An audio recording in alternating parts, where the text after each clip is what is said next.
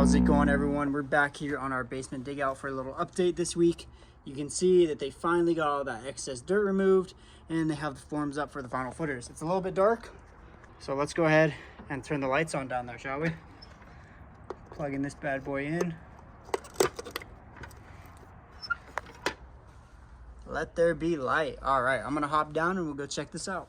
All right, making our way into the entrance here, you can see all the dirt, as I mentioned, has been removed, and it's the final forms here that are pushing up against the foundation, doing their final cure. We are now in the final stages of this process. As you can see, got everything nice and cleared. Everything for the most part as well, the floor is nice and level. They still got to come in here and do a final kind of grade on it to make it really level, but for the most part, they won't have to remove any more material. You can see they're going to start to get rid of the forms and stuff that we have in here as well. So they have this one getting broken down. This one's doing its final cure. Have some excess wood over here. And then this is really what took place last week. So as you remember, they had that big stack of dirt right here.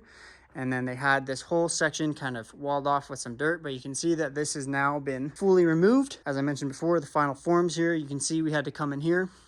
The process on this one, if you remember, so this was previously resting on dirt right here, this brick wall. So we had to come in, pour a temporary footer right here. This is this narrow bit right here. You can kind of see the seam line between the difference in colors. Poured this temporary one here to hold it on top of the dirt as we dug out right here. And then we did the A-B pattern that we usually do. So A, and then this one in the middle is our B. As well as that, once they got all the dirt out of here, we poured a footer right here at the entrance because this is going to become a window well in the final home. No update on the saw cut yet. Haven't got that started. As I mentioned before in last week, we do have it chalked up, ready to go. So the lines are there. And yeah, you can see just how much more open this space is and how free I am to walk around this whole place. It's really nice when this thing is opened up. It feels like a whole new space in the house. This is my favorite stage of the dig out process, seeing all the hard work pay off and seeing this brand new room under this house. I will admit we've had some pretty nasty weather here in Denver over the last month. It's been raining like crazy. Every day we get a little bit of rain and it is just moist and damp down here. I can feel it. You can kind of tell too by the floor. There's some wet spots where some water seeped in and it's just been festering down here. So it's nice and damp, humid. Feels like I'm in Hawaii without the heat. But yeah, coming over here and inspecting all the forms. As I mentioned before, we have these sections that stick out from where the holes are in our forms. And like I said, the guys come in, knock those down so they're nice and flush with the new foundation. This is actually a really good showcase too of what we do when we do this underpinning. So if you see here, you can see where the previous foundation was. This is what was resting underneath the soil, and the soil you can actually see right here rested about this level. So that's where the previous crawl space was, and you can see how much we've dug down since then. Especially over here in this corner, you can see just how high this dirt got up in that corner. That was almost touching the ceiling right there. I wouldn't even call that a crawl space. You really got to go prone to get under that, so that wasn't even really much of a crawl space. As I mentioned before, you can see where the previous foundation was, and then we come down and we extend this down to the new existing height. Luckily, these ones weren't too steep. Some of the homes that we've done in the past were anywhere from up here for the previous footers, but these ones were nice and low, so not much material in bringing this down. It was a lot of dirt. This was a very high ground level inside this basement. Normally when we're doing foundations and we bring in our new footers, this is usually the height that we do.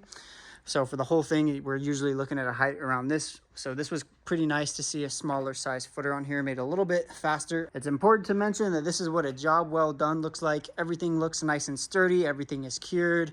Everything is ready for the next step. So the guys have done an amazing job down here. I hope you guys enjoyed that little segment, kind of walking through everything. We're gonna go to the time lapse here in a second. So we got wind of a basement dig out gone wrong here in Denver. I'm gonna flash up a little video of that. We're gonna be dropping a video here soon on that with Gold, kind of going through the details on that project and what could have went wrong, because as you can see by this drone footage, the house is kind of caved in a little bit. So we really want to highlight that it's very important when you're doing these basement dig out jobs that you have a professional crew. You know exactly what you're doing, because at the end of the day, there's a whole house on top of you, and it can be very dangerous if something were to go wrong and this house were to cave in. Luckily, that video isn't too bad. It's just one side of the house. It's still a critical failure, but nonetheless, it's nice that the house didn't cave in and absolutely crumble to the foundations. That would have been bad. But with that said, that video, look out for that video coming out soon. And that's going to lead us into the time-lapse segment. This one is really fun. I'm going to have a lot of fun narrating it just because they're able to finalize this whole process. So I'm able to point out everything that happened up until this point. And then next week, we're going to get into doing the final floor down here. Starting off here at the beginning of the week, you can see that large pile of dirt that I mentioned at the beginning of the video that was removed. So they're slowly going to start to dig that away and remove all that excess material. As well as that, you can see the little temporary footer that we poured on top of that mound of dirt sitting next to the entrance. As I mentioned previously, this is supporting the weight of the home over that section because that is only dirt holding it up. And that was a brick wall right there. It's not very load bearing since it's pretty old and might have been deteriorated by water damage. So we poured a little bit of a footer there just to make everything nice and sturdy. Right here in the middle of the floor, you can see this hose. Over here at Gold's Concrete, we're super proud that we now have an in-house concrete pump. It's been making our jobs and lives a lot easier in terms of getting concrete poured. As you've seen before in our videos, we usually use the hand mixed bags of concrete to pour our footer foundations. And this is a great way to do it if you're doing it manually, but a pump truck is always going to be the easiest and fastest way to do that. So you can see we're jumping in and out here with that.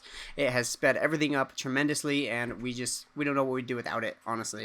So moving on forward here, you can see they're starting to remove the forms as the week progresses. All the cured concrete is starting to show itself, and you can see this nice flat basement finally. With all the excess material moved out, we have a lot of room for storage and all that other good stuff. So you can see that they're starting to bring in their concrete bags for the hand mix. We didn't have access to the pump truck today because it was at another job doing a large pour. So we had to do the old tried and true method, which was just the concrete mix bags. Going back in time a little bit here to the other angle, you can see what I was talking about. They're slowly throwing all the excess dirt onto that conveyor belt and flattening out this basement. With all the foundations cured, there's no other material to get rid of except for just the extra bit under this temporary footer, and once that's done, that's all the excess material. The most they'll have to do is just a few tiny shovels to really level out the basement here in the final parts of the week. Here we get a good angle of them building up the foundation footers here. You can see they have the rebar inside as well as the vapor barrier. Now they're going to move over to their wheelbarrow where they're going to mix all the concrete there and then pour out that first slab on the floor. And once that slab has cured, they're then going to prop up the form for the side of the wall to fill the volume of it so it goes up vertically. And you can see each form is custom made. That's why we have all the excess wood and then 2x4s down there, because we have to build all of these depending on the size and scale of where this footer is going.